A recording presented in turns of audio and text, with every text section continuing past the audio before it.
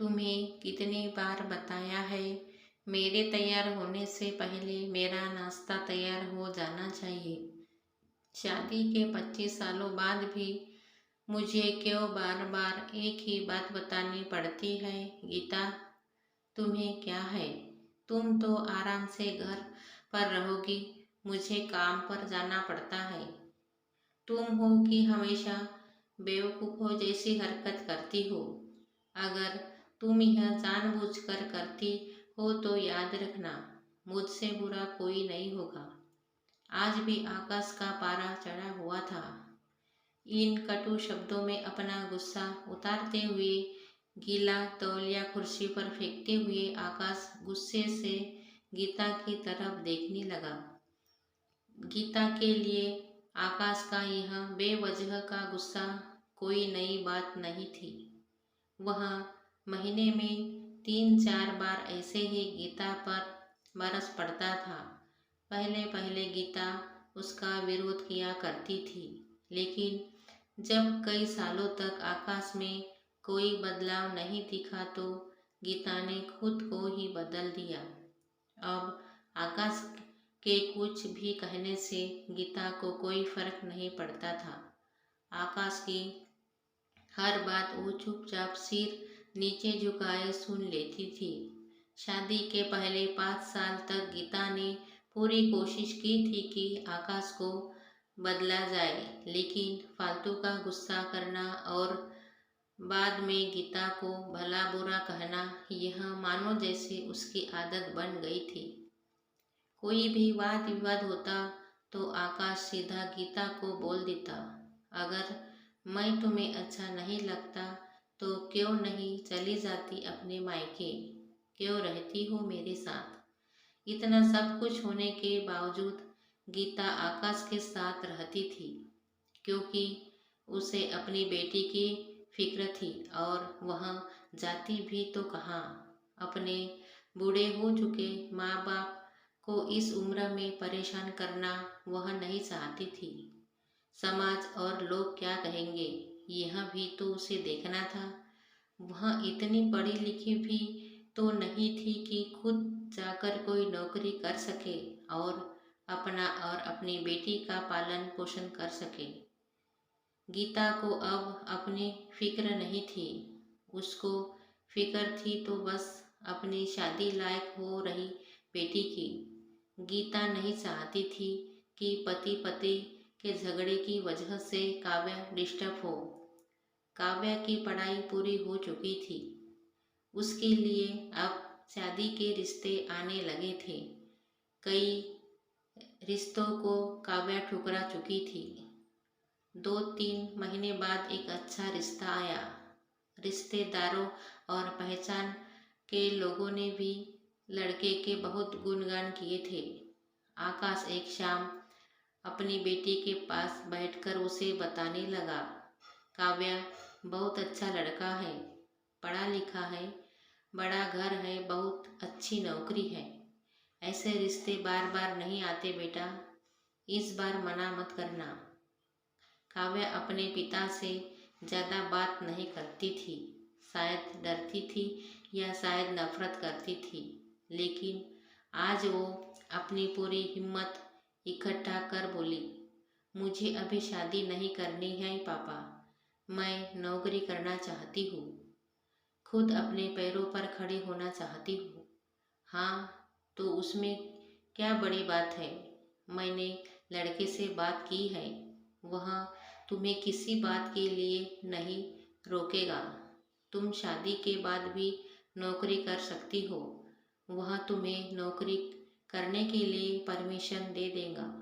आकाश बोला, मेरा नौकरी करना या ना करना उसकी परमिशन पर क्यों डिपेंड रहेगा पापा?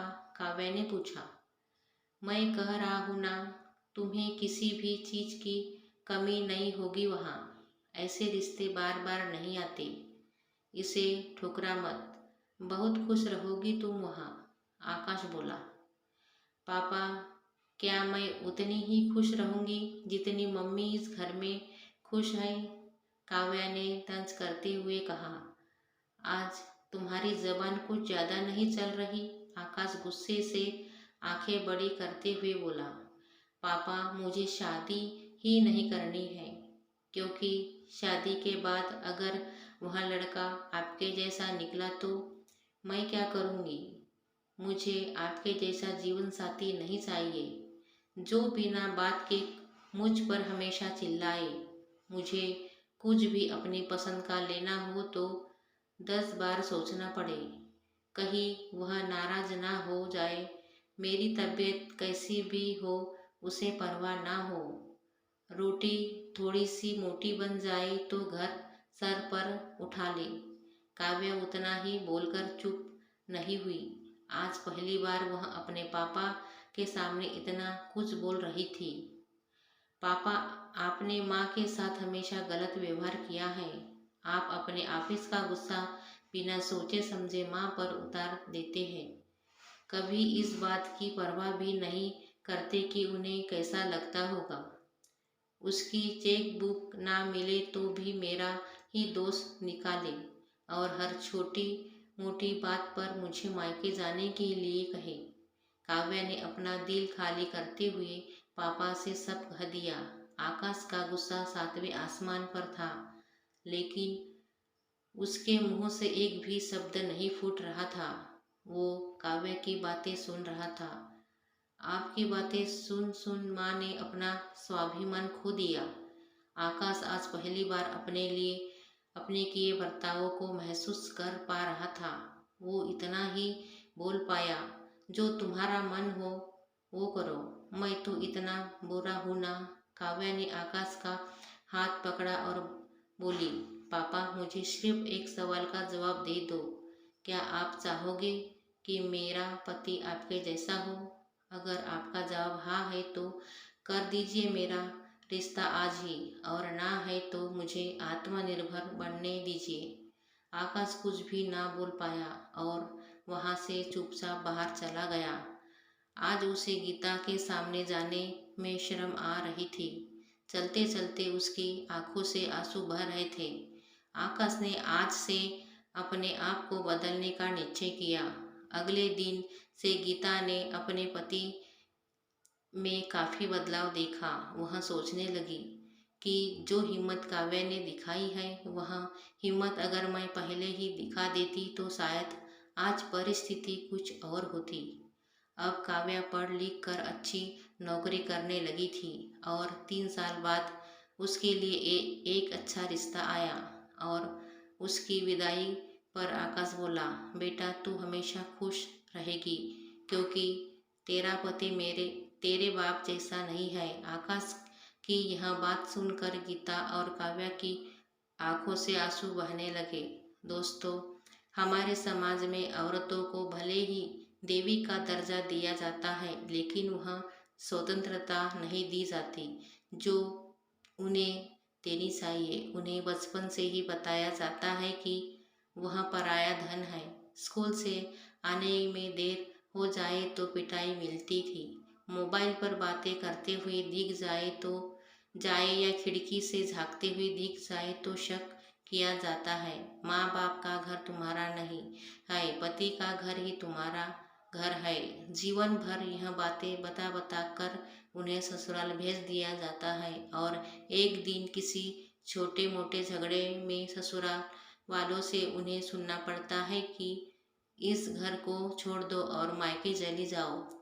अब आप ही बताओ दोस्तों, ऐसी स्त्रियों का सच्चा घर कौन सा?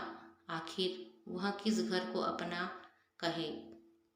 कहानी अच्छी लगी हो तो लाइक, शेयर और सब्सक्राइब ज़रूर कीजिए।